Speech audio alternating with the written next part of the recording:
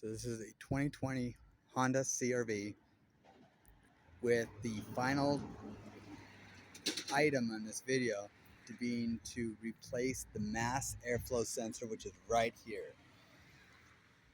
Now, to fix that, to replace that is at the end of the video. Go ahead and skip to there if that's what all you need to know. But this film is to majority help you diagnose if that is the problem. And these are all the tools I need. This one is to take off these bolts right here. It's a smaller one. This one is to take off the negative on the battery, and most of the plugs are for this one. Sorry, this, it's a 10 millimeter, and it's to take off most of the bolts. Like everything dealing with the engine compartment is all the 10 millimeters. You see that shiny black piece right there where my finger's at?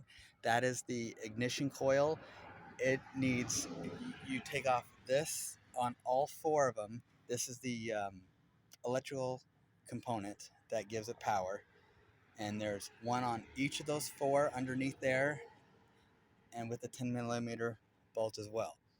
And then these are for the oxygen to go through, and that's what I use this piece right here for, this tool right here. So the initial diagnostic was I was misfiring and everything was lighting up for codes and stuff like that. And now if everything is malfunctioning, not just the codes, but actual malfunctioning, the alternator, which I don't know if you can see or not, but it's right here, and this belt right here is, you'd have to loosen this up and then take this off. And I believe those are 10 millimeters as well. I didn't do that, so I'm not diagnosing anything like that, but other people told me that that was my problem.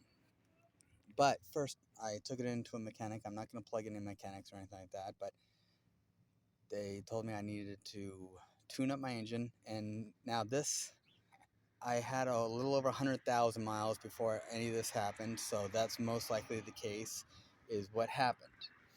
So take off the 10 millimeters here, and then these two here, and pull these off, and this whole thing comes off, and you'll see all four of the ignition coils underneath here, of which the 10 millimeter, and you can also use a flathead to take these off underneath there. Either way works.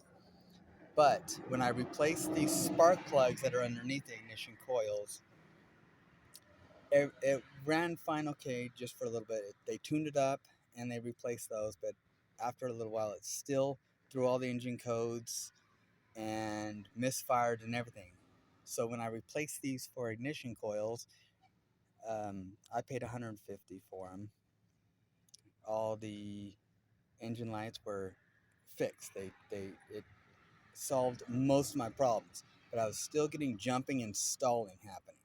And that was one of the main reasons why I brought it in, is because it was stalling and I just couldn't drive, and it would just misfire. I couldn't get on the freeway. I couldn't accelerate that well.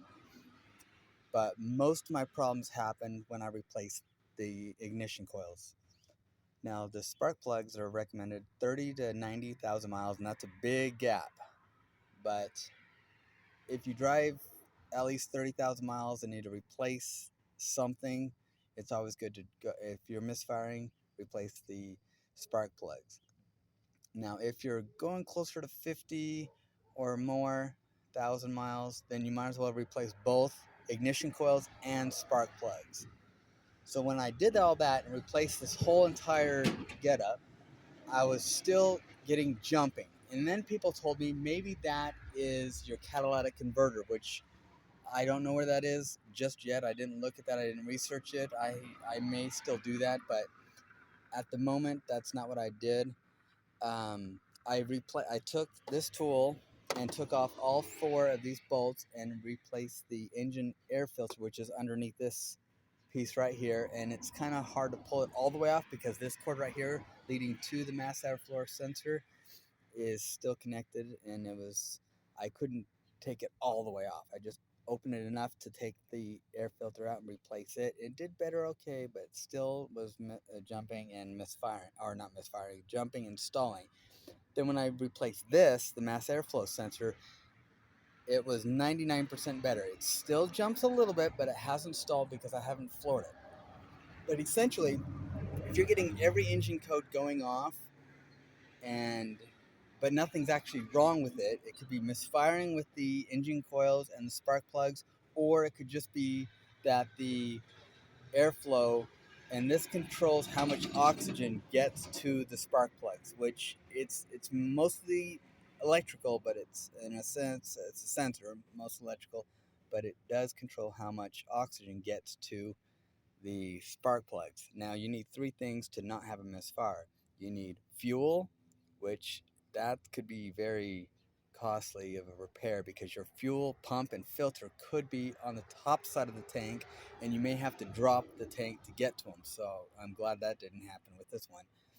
Then you need air, which is mostly this, or if your air filter is dirty, you may need to replace that. And then the spark, which is the engine coils and the spark plugs. So as long as all three of those are working and you're still getting problems, there could be other things wrong with it. But that is how I fix this particular problem. Spark plugs, ignition coils, and then mass airflow sensor. It stopped throwing engine codes. It still jumps a little bit, but it's a lot better and I can easily do it. But these are all the tools I need. Oh, and when you do replace this, as you'll see later on in the video, wear gloves. You do not want to touch the actual metal part of this or anything with your oil on your hands because it'll ruin it. Same thing with your lights. If you're replacing your lights back here, right here, right here, and right here, you don't want to touch the light bulb for the same reason you don't want to touch this. The oil on your hands will damage the part. But I do have a video of how to replace the ignition coils right there. So if you want to watch that video, you can. I also, at the end of this one, changed this one. But that's how it did it. And those are all the tools I needed. All right, thank you. Okay, so this is to replace a 2020 CRV mass airflow sensor, which is right here. As you can see, it looks brand new because I just took it out, and it's really simple. You want to have gloves so that you don't touch anything with your hands. This is the only tool you'll need of Phillips for that bolt and that bolt, because this one you just push on right here, and it comes right off. Well, it's really hard to do it in one hand. Hold on. There you go. You just gotta push that down far enough that it pops and you come right out. And then when you're done installing it, it just goes on just like that. And to show you what it looks like, so when you pop it out, it's gonna look like this. When you undo those screws and take that off, it's gonna look just like this. And it has the sensor right there, and the airflow goes in there, and the connector is right there. So all you gotta do is unscrew those two things, take it off carefully with gloves so you're not touching, you don't want to touch any of that stuff right there. Only where my hand is really where you want to touch. And then you just, it comes in a container like this. You just take it out of the box, take that one out, put the new one in, and it should work. And then right underneath here is where your engine air filter is. So if you're going to change this, I would also recommend changing the air filter. It's just these 4 screws. You got one here, one here, one here, and one there. And I apologize if this lighting sucks. It's in the middle of the day. And so, but that's it. And then you start it and see what's going on.